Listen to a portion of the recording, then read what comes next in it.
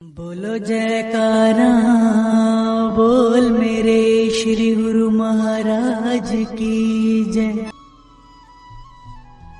संतों ने सत्य असत्य की परख की सीख बताई है। गुरुमुखो, शास्त्रों में लिखा है, सत्यमेव जयते, सत्य की सदैव विजय होती है।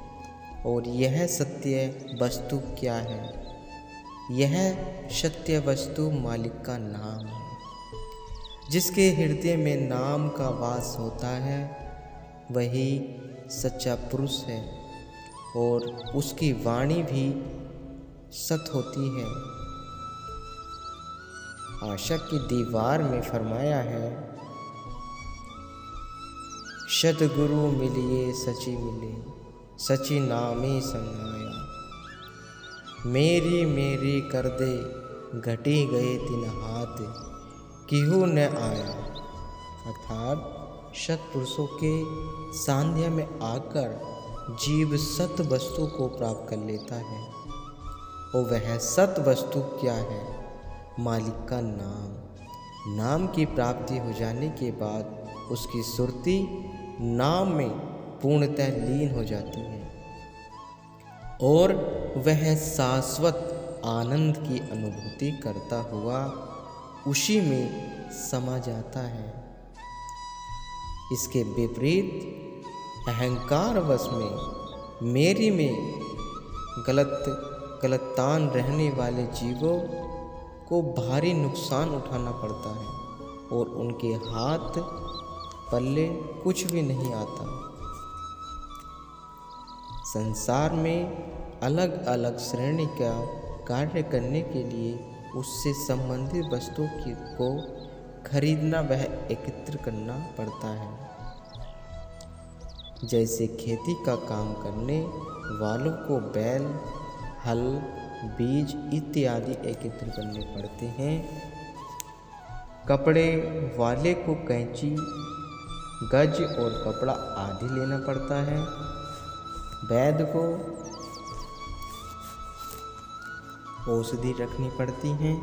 वैसे ही सत्य की प्राप्ति करने वालों को सत्पुरुषों की संगति अति अनिवार्य है और उसे उनके वचनों पर पूर्ण आस्था रखने में ही लाभ है। संत फरमाते हैं कि इस संसार को भवसागर की न्याय समझो और इस जीवन को नाव।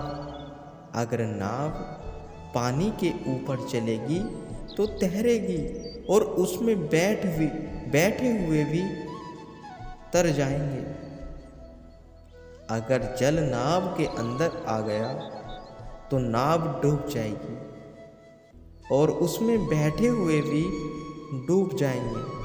ऐसे ही जीव अगर संसार में रहे तो कोई भय नहीं, लेकिन संसार को अपने हृदय में स्थान न दे।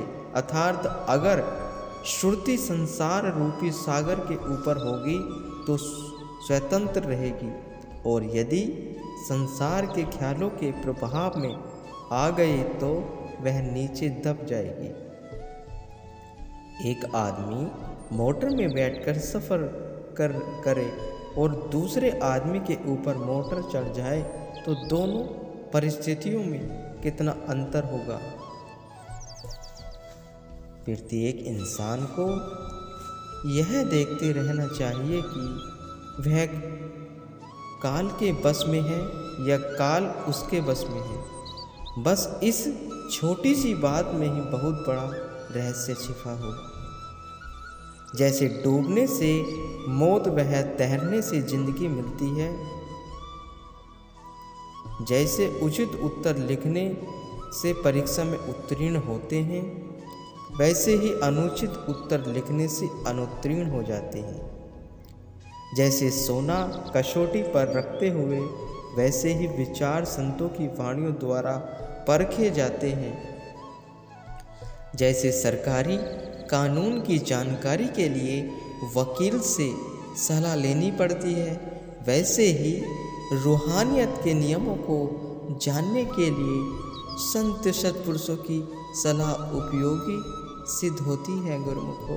बड़े पुण्य कर्मों से ऐसा सहयोग बनता है जो जीव को सत्य असत्य की परख कराने वाले संत सत्पुरुषों का सानिध्य प्राप्त होता है। जीव को दृढ़ निश्चय के साथ सत्य की राह पर चलना चाहिए। जैसे किसी ने यदि सोने की अंगूठी पहन रखी हो, लोग भले ही उसे कितना ही कहें कि यह पीतल की है, तो भी वह उनकी बात पर विश्वास नहीं करेगा।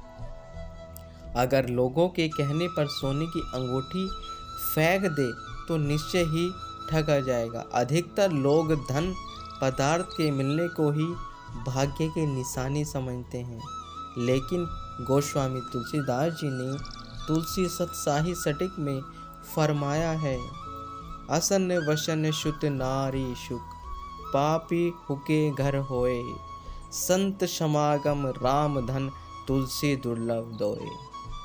संसारी जीवों पर माया ने अपनी प्रभु तत्व जमा रखा है। वे माया वह मायावी समानों को सर्वोपरि मान अपना तन मन उसी में ही लगाए बैठे हैं। परंतु भाग्यशाली वे हैं जिन्हें सत्पुरुषों का संग मिल गया, क्योंकि वे सत्पुरुषों के वचनों को हृदय समागम असत्य पदार्थों को त्याग कर देते हैं और सत वस्तु को मालिक का नाम उसका नियम पूर्वक अभ्यास करके परम आनंद वह परम शांति को अनुभव करते हैं। वे सत्पुरुषों के उपदेशों पर नियम पूर्वक पालन करते हैं गुरुमुखो।